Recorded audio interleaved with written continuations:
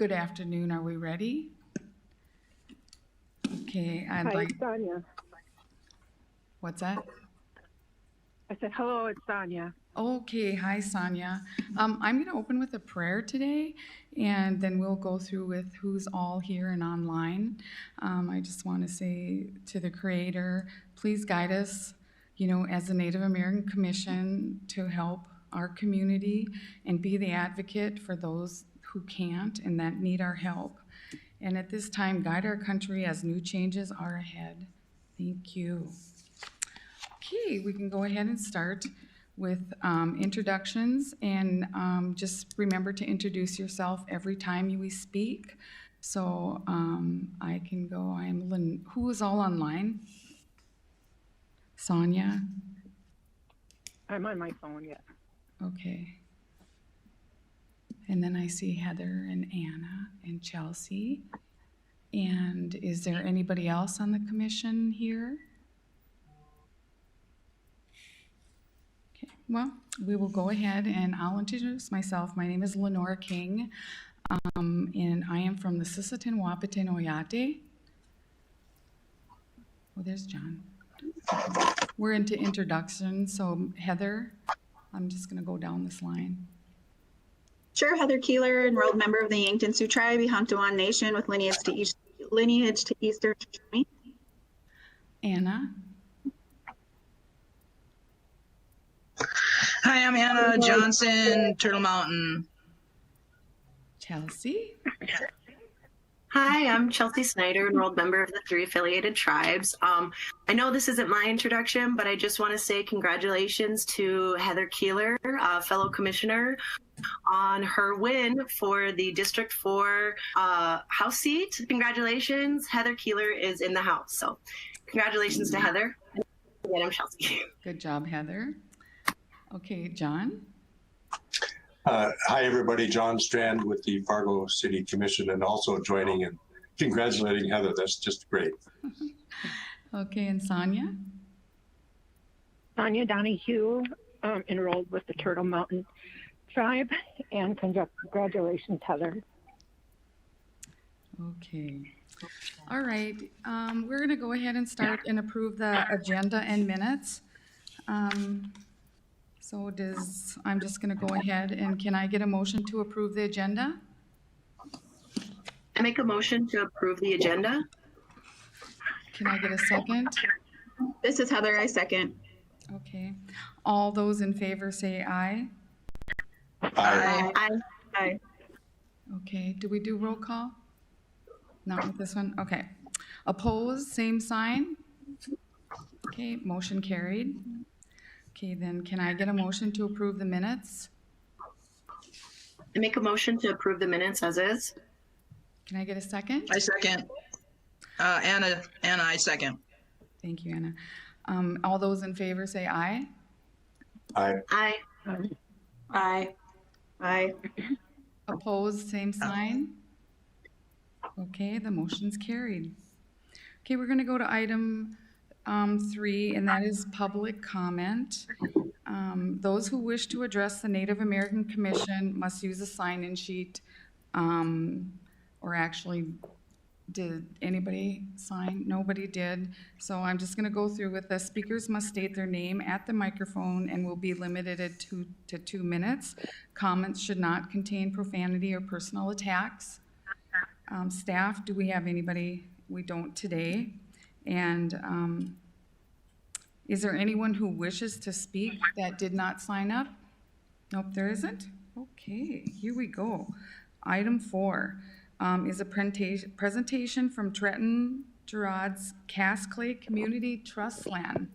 Okay, Trenton, go ahead. Thank you. Thank you very much for this opportunity to speak with your group. My name is Trenton Gerards. I am the new executive director for the Cass Clay Community Land Trust.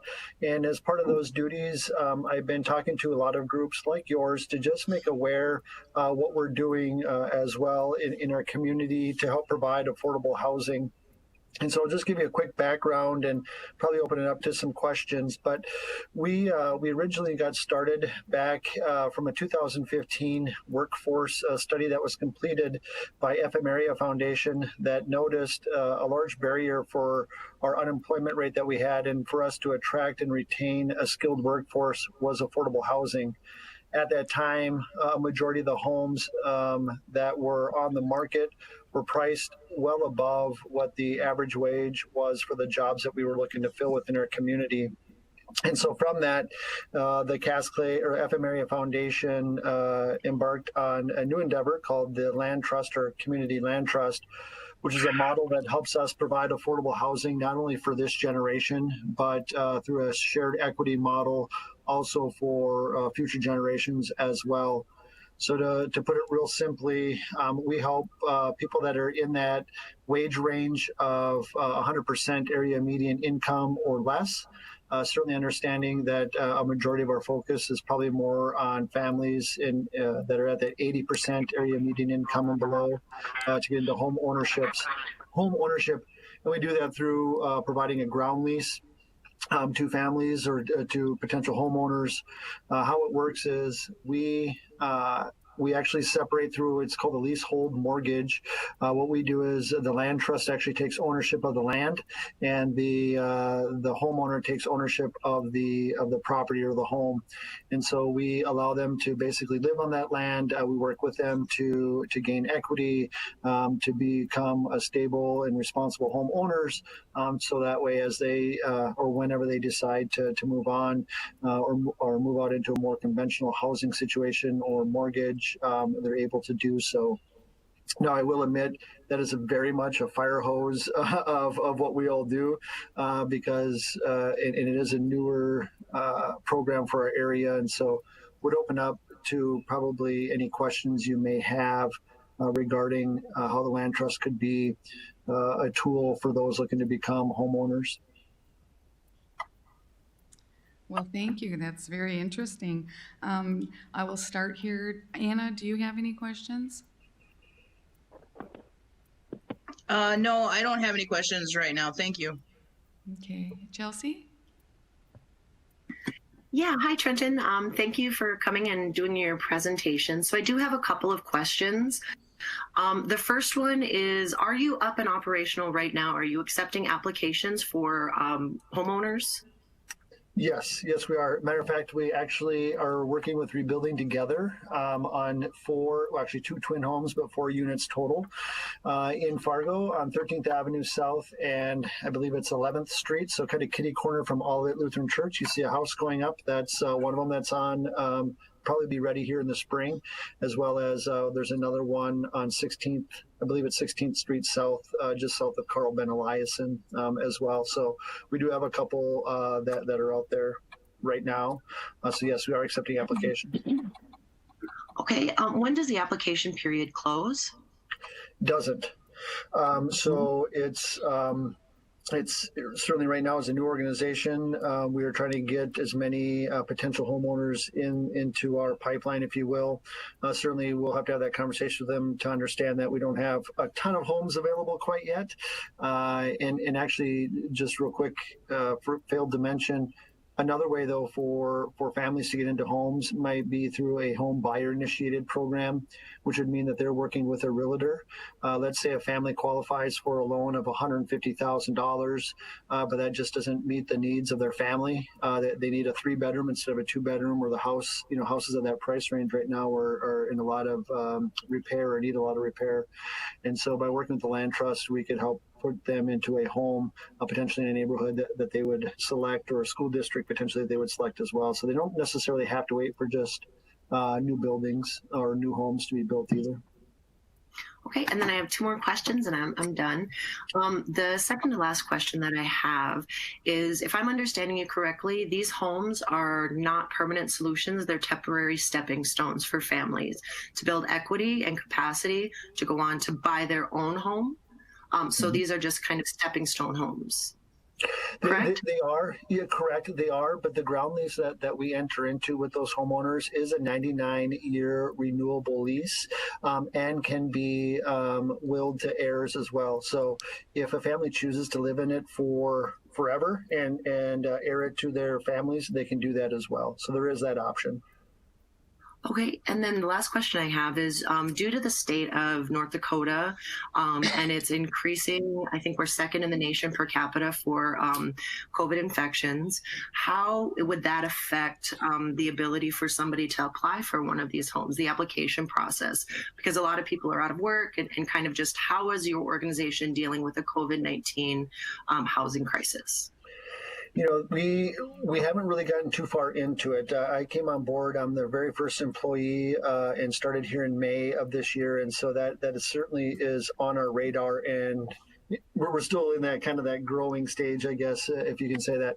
However, with that being said, we have been talking with a few mortgage lenders here throughout town to start asking the question of what happens with these families that applied for the loan forgiveness, or not forgiveness, but payment plan here during COVID. Now all those are becoming due. Families are noticing that their monthly payment, which once upon time was X and now it's Y, may find themselves in a situation where they can't afford it. And so we've had a couple of feelers out to those banks to say, as you run across those situations, to let us know, to see if there might be a way that we could enter into an agreement to help those families stay into those homes a little longer. As well, or even to retain that ownership. So we haven't had anybody ask us about it yet. I haven't heard anything from the mortgage lenders that I've reached out to yet regarding that.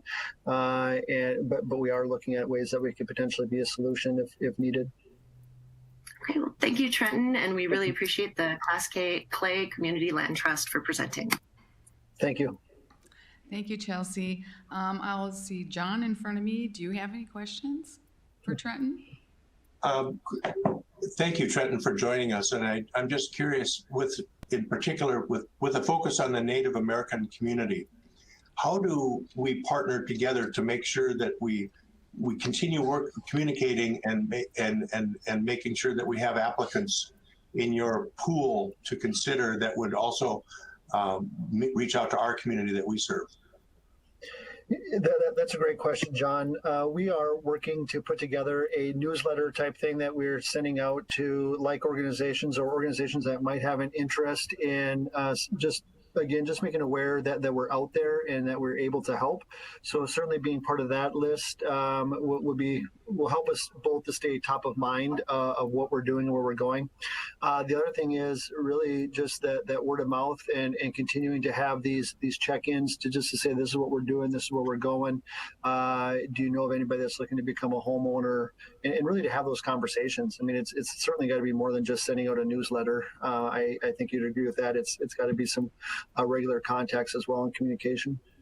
One last question, if I might, Trenton. What's the Native American Commission has heard from Habitat for Humanity, for example, and we're somewhat aware of their opportunities.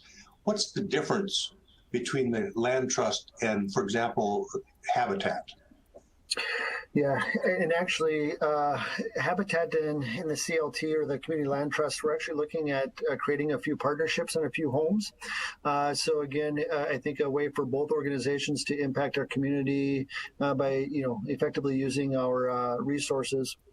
But how we're really different is, so when you look at a Habitat home or a family that moves into the home, they can live in it for as long as they want to. They own it, and then they turn around and they can sell it when they want to move for whatever reason.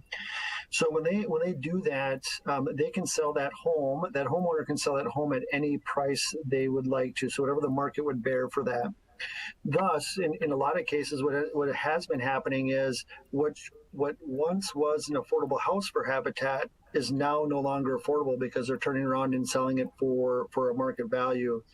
And unfortunately, what's starting to happen a little bit more and more is those Habitat homes are then being sold to developers that are going to turn them into rental situations or rental housing.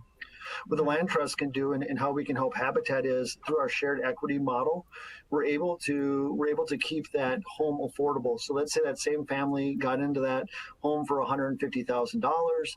They live in it for 10 years. And when they go to resell it, there's a formula in place that where we use 25% of the equity or the gained market value or appreciation of that home. 25% of that is what the current homeowner would get that would then be added onto the sale price. So I know this is a lot of numbers thrown out here, but the easiest way to look at it would be that if somebody lived in a house for 10 years and the market value on it went up $40,000, that the current owner in that could see $10,000 in equity coming back to them, meaning that we would set that new resale price of that home at $160,000 or $160,000, so $10,000 more than what they paid for it back when they first purchased it at $150,000. So through our model, we're able to ensure that those Habitat homes remain affordable for the next family, and actually, in essence, then Habitat for Humanity is no longer just helping one family at a time. It continues to grow in a cycle, so that the next family could also be a Habitat family in those homes as well. So I guess I don't see us as being competition. I see us as being ways to partner and work together. Same thing for other housing organizations like Beyond Shelter as well. We can help with them to maintain the affordability of their homes. Thank you, Trenton. Yep. Thank you. Let's go to Sonia. Do you have any questions for Trenton? Yeah. So is this going to be credit driven, just like if you were to go apply for a home? I'm sorry, can you repeat that? Will it be credit driven based on your credit score as well? Yep. Families do have to be able to, or homeowners do have to be able to qualify for a mortgage. So yes, there would be some credit in there as well. Okay. That's all I have. Thank you, John. Okay, Heather, do you have any questions?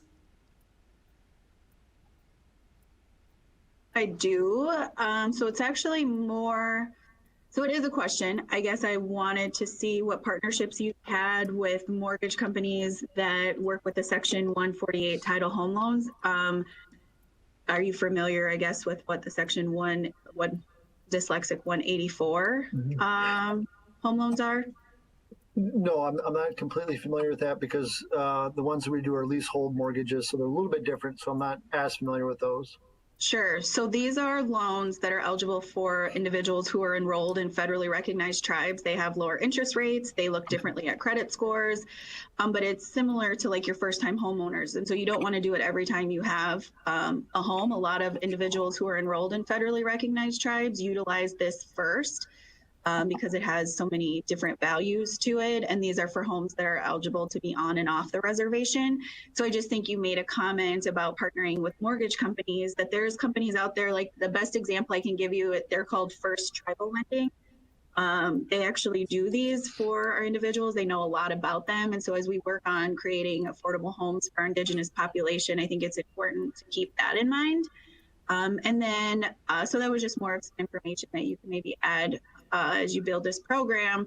But also, as you were mentioning places that are being built, do you have any locations in mind in the Moorhead or Dilworth community at this point? Not at this point, but they certainly are on our radar. I've been having a lot of conversations with the city of Moorhead. They're very supportive of the program, and so it's just some time. We're just trying to find some lots and the like. I do believe we are going to be partnering with Habitat and the city of Moorhead here in 2021 for a build coming up, but we haven't cemented that, I guess, quite yet. So. Yes, all of Clay County is on our radar, so we're looking to expand in Moorhead and in Dilworth as well.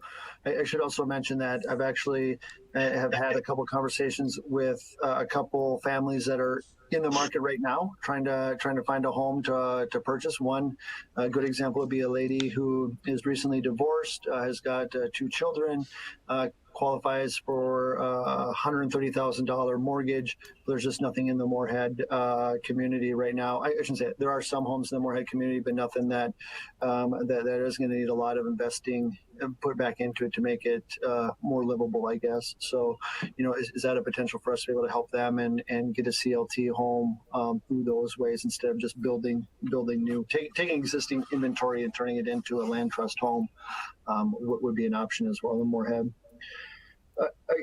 Heather, I just want to quick mention if we can maybe connect after this somehow.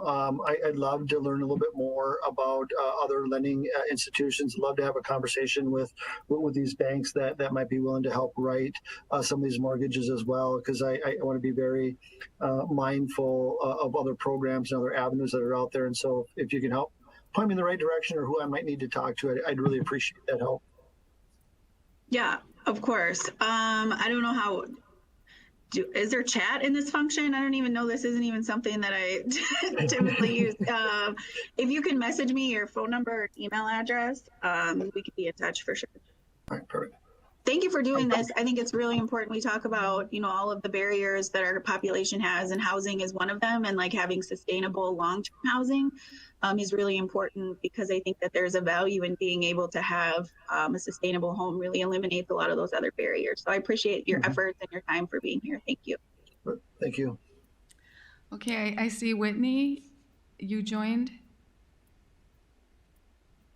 I did, yeah, thank you. Could you introduce yourself and then see if you have any questions? Oh yeah, Whitney Beer, Oglala Sioux Tribe. I don't have any questions that weren't asked already. So I think that those were some great things people came up with to ask. And thank you very much for being here, and echo what Heather just said. And this is a really super important topic. And I love the idea of people getting into homes, permanent homes, or long-term housing, rather than just, it can be really stressful on people to live in apartment complexes or in that like group housing, if they have had issues with that in the past, or, if they just are kind of wanting to have that a little bit more permanency. And I think it helps people feel empowered too. I think home ownership is something everybody should have the same opportunity for. So thank you for being here. Thank you for the opportunity. Thank you, Trenton. We'll look forward to collaborating with you and, getting together and work on housing for individuals. Thank you again. Lenore. Thank you. Yep. This is Rebekah. I didn't know if you knew I was on. No, I didn't know you were on, Rebekah. Welcome. That's okay. I had to disconnect from my computer and join by phone. Thanks. Can I just ask one question? Sure, of course. Just a comment in regard to appreciation for the program, and just wanting to share the continuing challenge that we have through Fargo Public Schools. So the presenter knows I serve on the Native American Commission as the liaison from the Fargo Board of Education. And, when we're having our conversations now again in our community about boundaries, and when we talk about boundaries, one of the factors that we try to take into consideration is socioeconomics. And it becomes so challenging for us to really balance effectively socioeconomics for the city of Fargo, because the way the city is laid out, the long, narrow city, and just kind of some of the developments that are put together that are wonderful and beautiful, but the socioeconomics mix isn't really there. And so I guess I'm just interested in the opportunities to be able to look at available land that helps to do anything that we can do to help get people into more permanent housing, but also to help create spread out a little bit more on a socioeconomic level and a diversity level through the city of Fargo. So any kind of opportunities through this program to be able to look at land that might not be sitting in some of the areas that you've already talked about would be, I think, interesting and intriguing, and I'd just be welcome to learn, about some of those possibilities. I think it might be a little bit more of a challenge, but I'd invite the challenge into our community. So thank you for the work. I appreciate that, and like you, I welcome the challenge. We need to have the conversations and sit down and figure out the solutions to this. So would certainly welcome that as well. And I'll find a way to get your contact information here as well and follow up with you outside of this meeting. That's great. Thank you for your time. Thanks. Thank you. Hi, this is Whitney again. I'm sorry. I thought of one thing that just popped into my mind that I know that Moorhead School District for sure is going to be expanding some education into technical trades. And they've with the bond referendum purchased the old Sam's Club in Moorhead. I'm wondering if with the improvements made to homes or homes being built, if there's any opportunity for Habitat to maybe invite high school students into kind of do some hands-on experience building or maybe job shadowing with people into getting interested in trade careers. I think that's huge, and it goes a long way. The high school that I went to did offer that, and welding and like agricultural welding. It was just kind of something that was set up sort of on the side, and I think that is really important that kids know that like there's not just one path in life, that you have to go to college and that's the only way that you can, have the life that you want or whatever. That there's so many different trades out there and things that you can do like that. I kind of just wanted to put that out there, that I know that I think that's great that we're putting emphasis on that for kids. So I know that, and I just think it would be a cool way for those kids to also feel like they're giving back to their community members too by pitching in and helping with those efforts. And Whitney, if I'm not mistaken, I've had a few conversations with the school district. I'm active within the school system over in Moorhead, and I believe those conversations have been had between the Career Academy and Habitat for Humanity about ways to partner. And if I'm not mistaken, I believe it was a partnership as well years ago between M-State, although I don't think it was called that then, but M-State and the Moorhead School District, where they actually did build a few homes throughout the community as part of one of their projects. So I wouldn't be surprised to see that partnership and those programs getting started again through that Career Academy. I know they're going through a bunch of different things right now and trying to figure out what courses they'd like to offer and trades and the like, but I have a strong feeling that the home building trades will be part of that plan. That's awesome news. Thank you. Mm-hmm. Okay, thanks again, Trenton. We're going to move ahead here to item 5, and would like to have an Indigenous Association representative provide us with some new updates. Chelsea, or who's going to update us? Sorry, I had myself on mute there. I can give you a short update, but Whitney is the liaison to the Native American Commission. The most current updates we have, September, I think we already went over the Native Vote and Census event, which was well attended. We also had another collaborative event between Sacred Pipe Resource Center, hosted and organized by Sweet Medicine, a local Indigenous group. And it was a Halloween drive-through event. And I would also like to share that we are in the process of reviewing with the board a lease for a near 5,000 square foot space centrally located in downtown. And hopefully we'll have some good news here in December. So with that, Whitney, would you like to take over? I don't think I have any additional updates.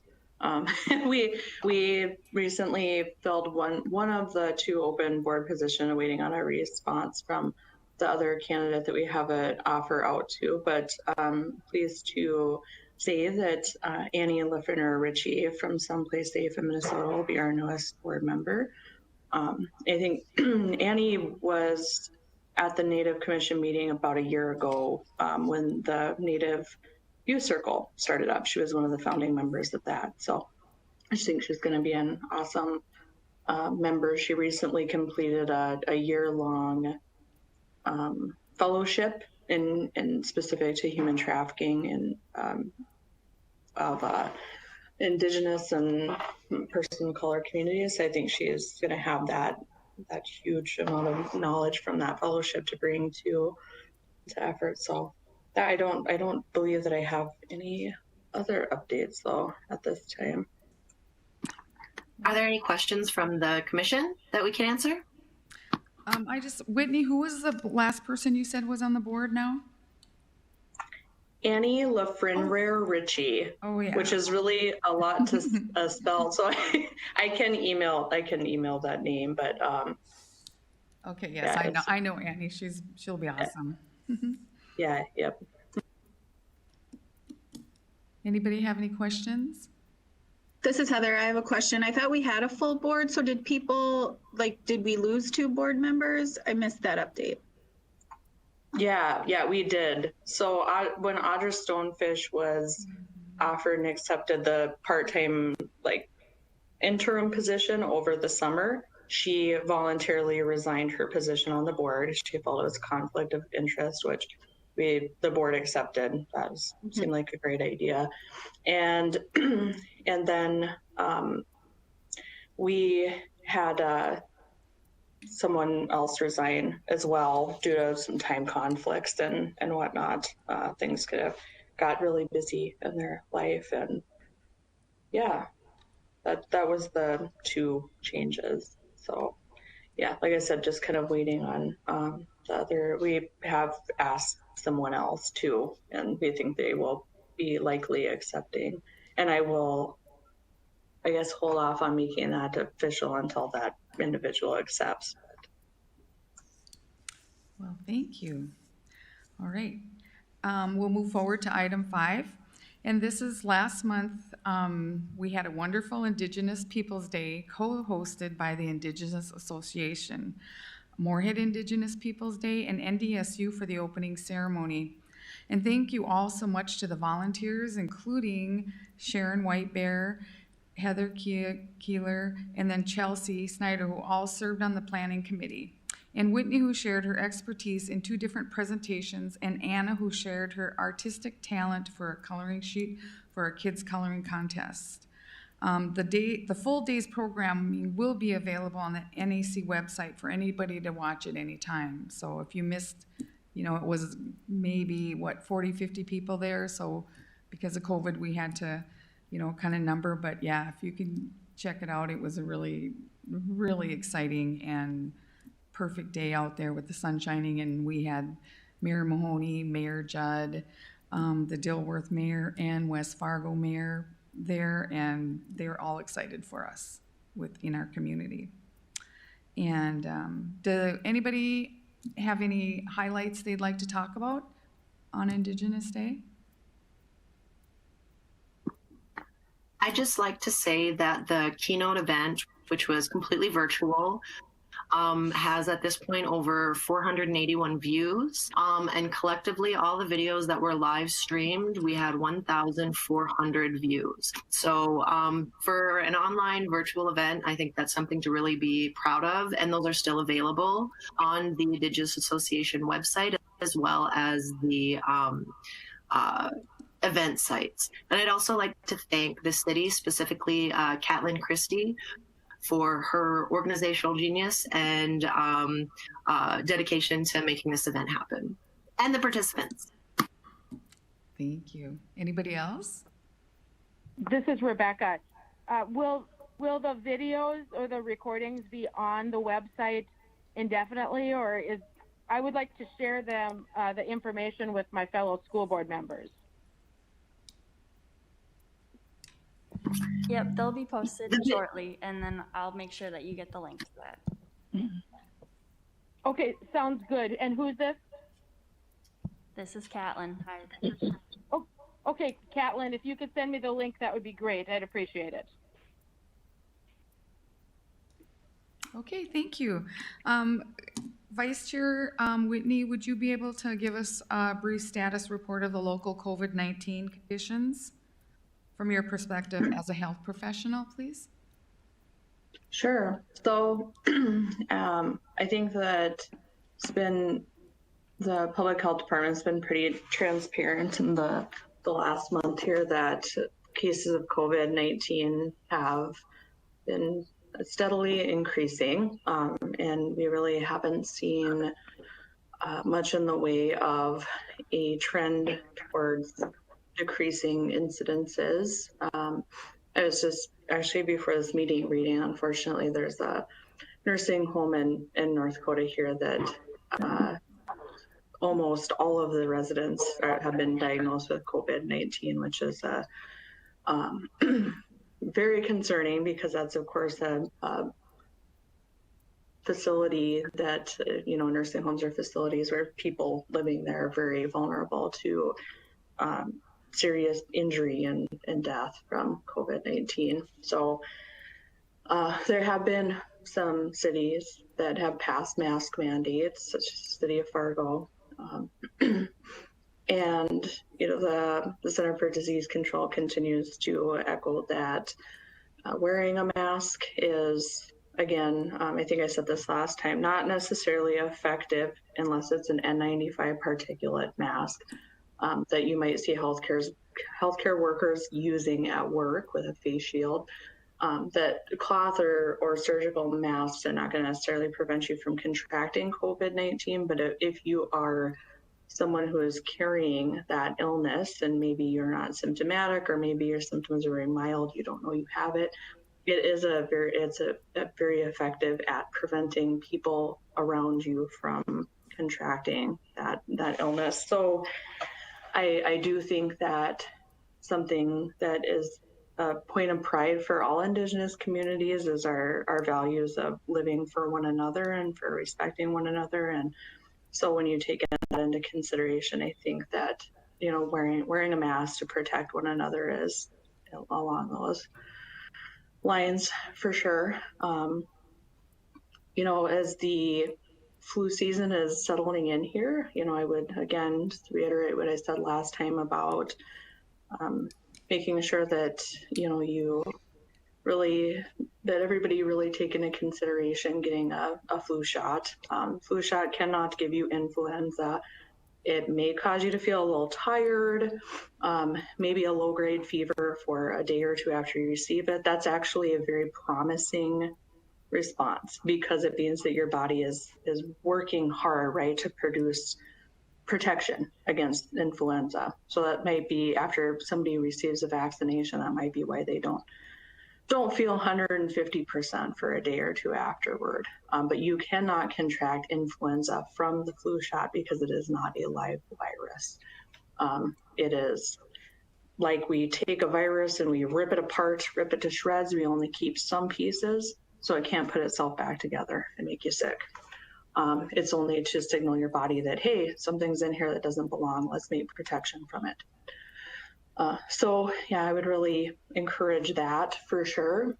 And, while you are at that, I know that healthcare facilities are always happy to answer any questions about other vaccines you might want to be up to date on, such as the tetanus, diphtheria, and pertussis shot, which is something that I believe, I haven't heard anything different in the last 7 years. I believe the state continues to offer that at no cost, the Tdap vaccination.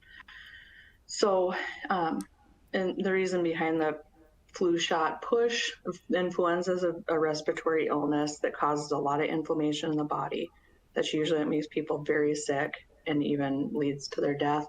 COVID-19 is a respiratory illness that leads to a lot of inflammation that can cause people a lot of injury to their tissues or even death from those two issues. So when we put those two things together, we don't know for sure what happens because we don't have experience with that yet, but it would be a gamble that I would say is more than likely not going to have good results every time.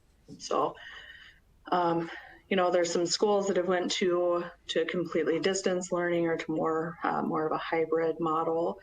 And yes, that is for sure stressful. I think parents and teachers are more stressed out than ever about school. So I would really, I would urge parents to, let the dishes stay in the sink overnight. Put them in the dishwasher tomorrow. Do those little things to give yourself a break. You're doing the best that you can. Their kids at home, trying to get them to their Zoom meeting on time, or turn these assignments and whatnot. Teachers, I think, should rule the world anyway in the beginning. Educators are amazing, but this, I really think that as these school closure things happen, it can be really tempting to get frustrated with our educators, but they really are doing the best they can with a very impossible situation.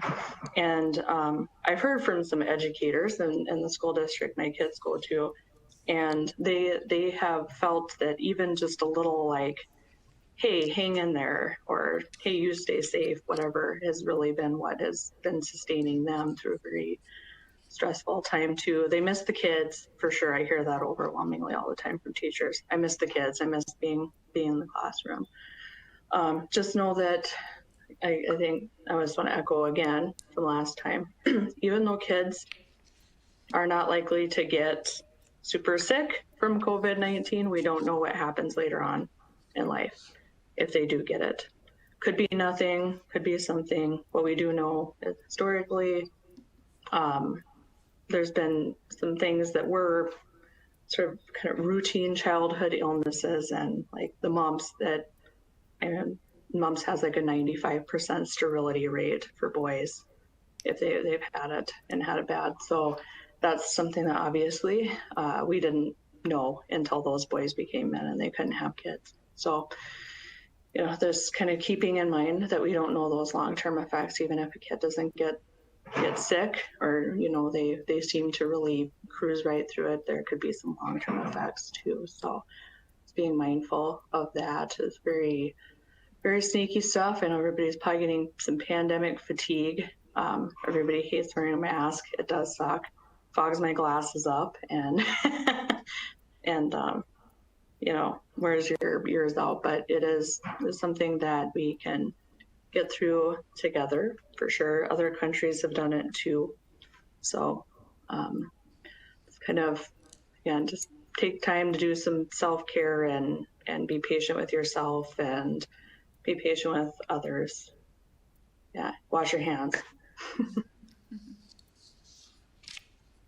This is Tanya. I got it, and I got it so bad that I still feel the effects of it. And I had it during Indigenous Peoples Day. And just, do you know how long these effects will, or how long they last? Sure. So thank you for sharing that. So yeah, we don't know.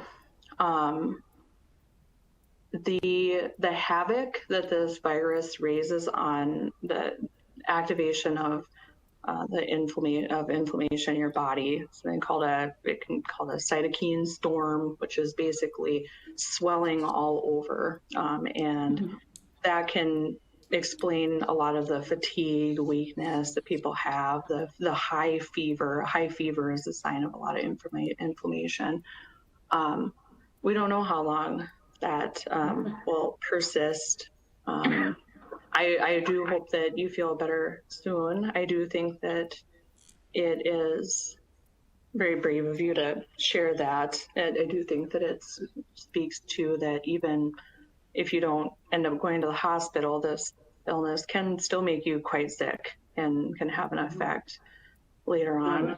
It was absolutely horrible. And my son's father just passed away, and so we had the funeral this Friday. I go nowhere without a mask. And everybody was required to wear a mask. Now there's 7 people that have tested positive for it yesterday.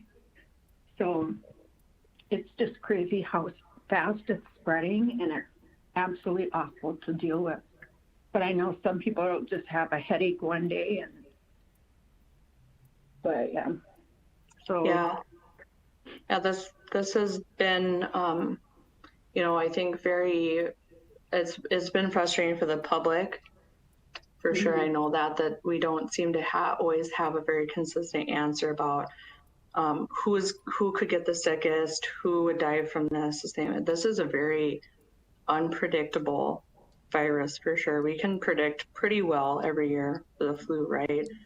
Very little children, people with health conditions, old people will be, most vulnerable to get the flu and die. But this virus does seem to, there's cases where 100-year-old people have had it and they have been in the hospital for one day and then fully recovered. It really is very dependent on, we know some things. We know people with O-type blood seem to be a little resistant to contracting it. That women seem to be more likely to get it than men, but men maybe have a more severe course of illness.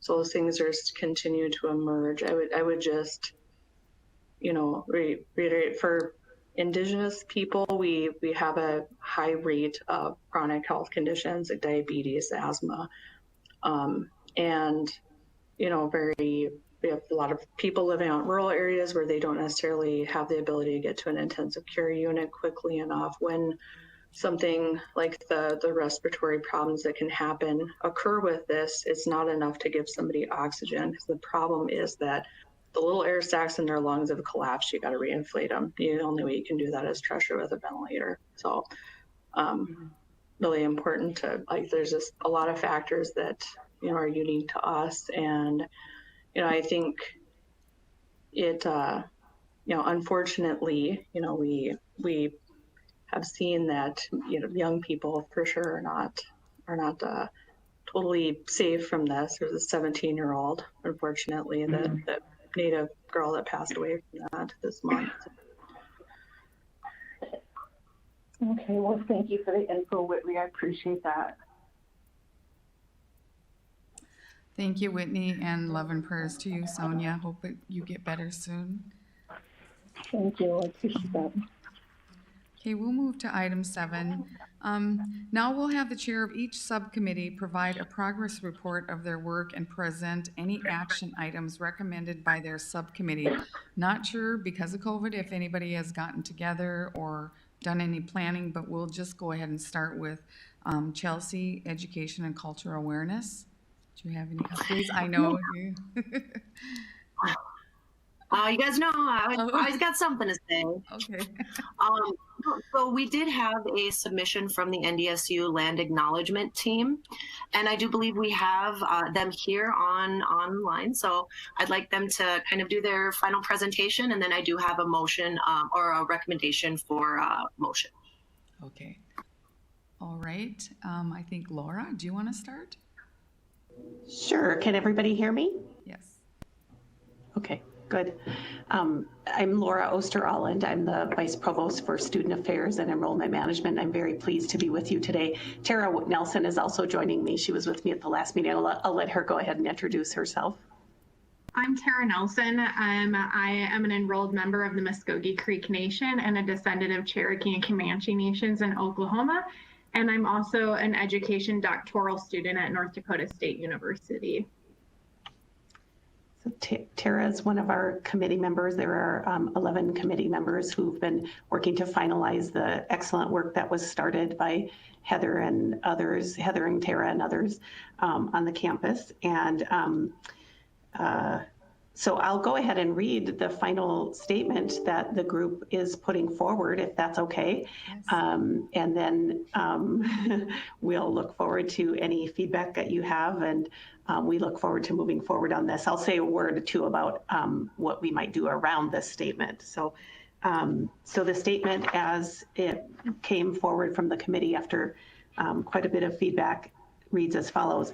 We collectively acknowledge that we gather at NDSU, a land-grant institution, on the traditional lands of the Oceti-Sakowing, Dakota, Lakota, Nakota, and Anishinaabe peoples, in addition to many diverse Indigenous peoples still connected to these lands. We honor with gratitude Mother Earth and the Indigenous peoples who have walked with her throughout generations. We will continue to learn how to live in unity with Mother Earth and build strong, mutually beneficial, trusting relationships with Indigenous peoples of our region. We do have plans to build a website around the statement, giving some context about what a land acknowledgement is, what it means to people. Heather's got a great idea for a video that we'd like to create featuring Indigenous peoples and their reflections on the meaning of the land grant.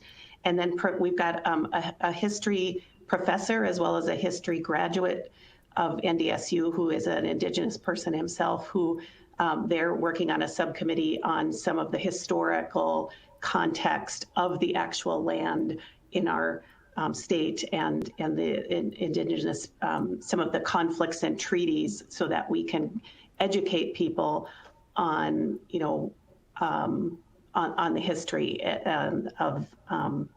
of the land and colonization and all of that. So lots of plans. I think we'll get started with the educational website and video and go from there. Tara, do you want to add anything? Yeah, and I think it's not just about. Oh, okay. Sorry. My computer is like giving me feedback. Can you all hear that? No. Oh, okay. Sound okay. Okay. So, in addition to the history, we're also having conversations about how to have representation now too, that Indigenous people aren't a history thing, that there is Indigenous peoples in our area, in our communities, and that we're moving Indigenous identity and community forward into the next 7 generations. And so I also just wanted to add that we're just not thinking about the history, we're also thinking about our present and our future, as well as we think about the land acknowledgement and the context that's going onto the website as well. Okay, well, I really want to thank you all for the presentation, and especially for the team. I believe there's been over 100+ hours dedicated to interviews with community elders and the team itself, the students at NDSU. So I really know that there's been a lot of thought and care put into the statement. And so I would like to make a motion that the Native American Commission approve a letter of support for the land acknowledgement statement. And Heather, would you be so kind to read it, just so we get some pronunciations correct? Just in full.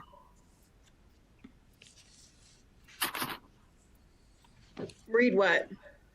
The land acknowledgement statement. Oh, Laura just read it. Okay, it's Anishinaabe or Anishinaabe. I just wanted to clarify some. There was just a little bit of mispronunciation. It happens. I do it all the time. But yeah, so I would like to make a motion that we can have Tara read it. She knows the words. Tara, she's part of their committee. I can sure try. I'm still trying to get the Oshete Sakowin right, because that's not okay. Yep, so we collectively acknowledge that we gather at NDSU, a land-grant institution on the traditional lands of the Oshete, Sakowin, Dakota, Lakota, Nakota, and Anishinaabe peoples, in addition to the many diverse Indigenous peoples still connected to these lands. We honor with gratitude Mother Earth and the Indigenous peoples who have walked with her throughout generations. We will continue to learn how to live in unity with Mother Earth and build strong, mutually beneficial, trusting relationships with Indigenous peoples of our region. Right on. And again, thank you guys so much. I do make a motion that the Native American Commission write a letter of support, and I'd like to hold a vote on that if that's possible. Do I get a second? Okay, so. I'll second. Okay. Ms. Anna, yeah. And all those in favor, say aye. Aye. Aye. Aye. Okay, opposed, same sign. Okay, motion carried. There we go. And again, good job, you guys. Really amazing step in the right direction. So thank you. Thank you so much. We really appreciate the support of this group and the time that you've put into this as well. And we get that it's a first step. So thank you so much. Thank you. Sharon isn't here today, but she is in the subcommittee for the housing. Is there anybody else that is on that housing committee with Sharon that has any updates? No? Okay. How about health and wellness? Whitney, do you have anything to update? No, because of COVID, and Right. then Yeah. also with the major partner agencies that had come to the meeting. One of them being Gladys Ray Shelter. They've got approval for the old police department building to be the alternate care location this winter. So they have been understandably super busy trying to get that building ready to go for that so that they can begin that as soon as possible. But I do plan on sending out a poll for meeting times to have in November here. Well, thank you. That is something really exciting for our downtown homeless people. So thanks for that update, Whitney. Okay, does anybody else have any announcements? Yeah, I have two quick announcements. The first one, actually, I'll just make it one. The only announcement that I have is the FM Caring Catalog will go live in 19 days. It's a all virtual way to donate to your local organizations that you truly care about. And this year, the Indigenous Association does have a request there to help us finance and support the Native Center. So if anybody follow us on social media, we'll be pushing it there. You could also go to our website now, www.indgns.org, to donate to the organization directly now. But we will be pushing our Caring Catalog submission and requests in the future. So stay tuned for that. And the last thing I have to say is Dr. Fauci says mask up, stay safe, social distance, and please wash your hands. Thank you, Chelsea. Okay, I'm just going to have this announcement here for tomorrow, Friday, November 6th at 8 a.m. Food of the North, First Fridays, is hosting a virtual conversation on Native American foodways. They will be featuring Glory Ames of White Earth Nation, David Manuel of Red Lake Nation, and Jessica Whiteplum of Pine Ridge. Currently, she's residing at MHA Nation, and you can find the info to join the Zoom event on their Facebook event. And I did want to just kind of backtrack on Indigenous Days, on how